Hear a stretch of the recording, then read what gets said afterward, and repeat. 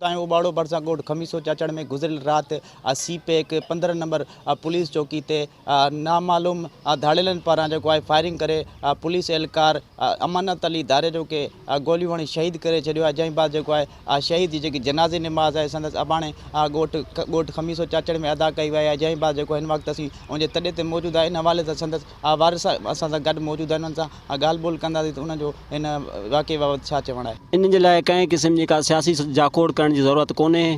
इनखे वाज़े कयो वञे ऐं उन खां अलावा जेका बि असांजा पुलिस कांस्टेबल ड्यूटियुनि ते वेंदा आहिनि उन्हनि खे पंहिंजी मोटरसाइकिलनि जे बजाए अगरि पुलिस इदारो पंहिंजे कन्विंस ते उन्हनि खे मोबाइल में विहारे ड्यूटी ते पहुचाए अचे त इहो हिकु सुठो अमल थींदो।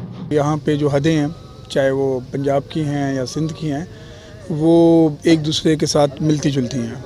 तो वाइल गोइंग टू अवर जो हमारे पिकेट्स हैं, पिकेट ड्यूटी पे ही जा रहा था तो रास्ते में ऐसी हद भी है कि जो माचको की भी आती है और सिंध की भी आती है। So we are not clear about it कि ये पंजाब की हद है या हमारी हद है, उसका हम फर्दर देख रहे हैं।